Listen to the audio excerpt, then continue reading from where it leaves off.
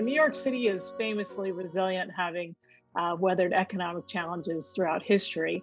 What's different this time? There's more women in charge. So I'm here with Charlotte St. Martin, president of the Broadway League, Sofia Vandaele, general manager of the Intercontinental New York Barclay, Marlene Poynder, general manager of the Conrad New York Downtown, and Becky Hubbard, general manager of the LOTTE New York Palace. I'll go because this is near and dear to my heart, because I'm from the hometown of women's rights. I'm from Seneca Falls, New York, right, where women got the right to vote. And so it's even more, I feel like it's just amplified with me in my mind, because I've grown up with the power of women collaborating. And I have to tell you that, you know, even sitting now on this call is a comforting feeling to be here with Charlotte and Marlene and Sofia, because each one of us has interacted during this past, year and a half. And whether it was a quick, hey, how do you do this? And what are you doing right now? Or what's your hotel like? Or how are you moving forward? Have you experienced this? Or quite honestly, being worried for, people's well-being, their well-being, and hoping that they're okay. And I think that the power of women collaborating is so strong. Obviously, it got women the right to vote.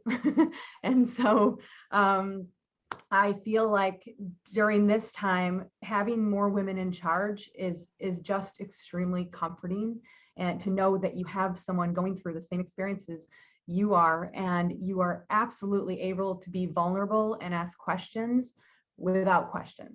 And I think that that's the best thing about being in a city with women leaders.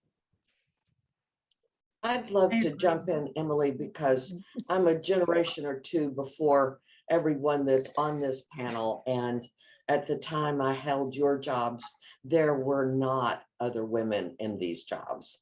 And I think about 10 years ago, when I was at the League, I got a call from a trade publication that said, when you were there, you said, give us a little time. Women are getting into the roles that will get them to be at the top of their professions.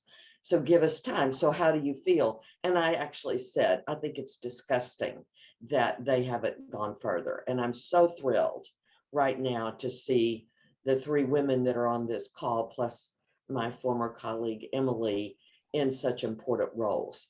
I will say the racial reckoning that occurred last summer has opened the eyes of all of the business leaders that I interact with. And I think women, in addition to BIPOC members of our communities, have benefited from this, because people are beginning to step back and looking at the diversity of all things in their management structure. And I'm actually hearing some executives that I know that would have never said, we need to make sure we have a woman leader or one of the other BIPOC nationalities. So I find that to be one of the positive changes in my lifetime of the hospitality business, that we are actually considered a vital part of the industry in general, and certainly hospitality, because after all, who's more hospitable than women? Yeah.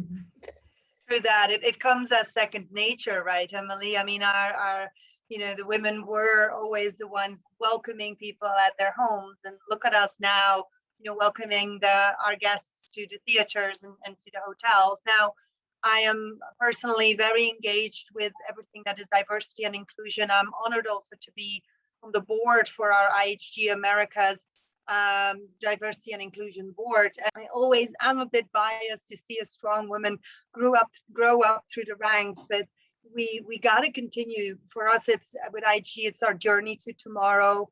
And it is about really creating that diverse culture and carrying that high in our values.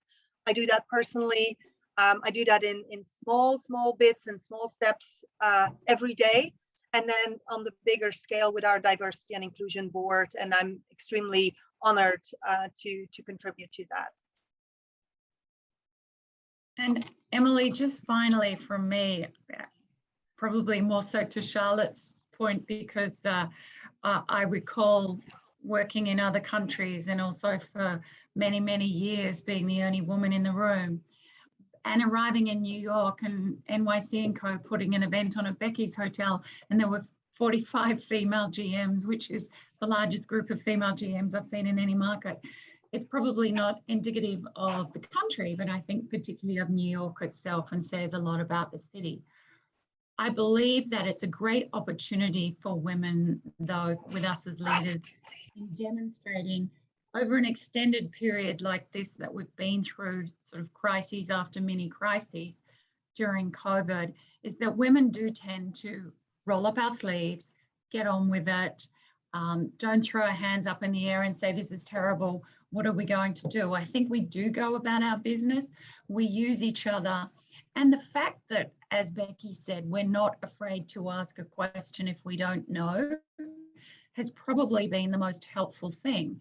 And I believe, and I know through the senior leadership in all of our corporations, I hope they remember and I hope they watch, because, you know, being on quite a number of committees that I am as well in our company, it is interesting to see how many women are asked to help out with different projects, because they know that we're doers and we'll roll our sleeves up and get on with it.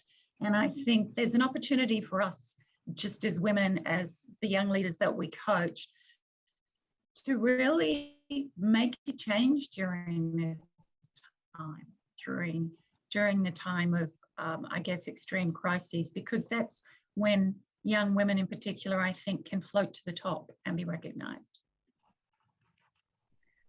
Well, that's an amazing, hopeful, and exciting message to, I think, end on.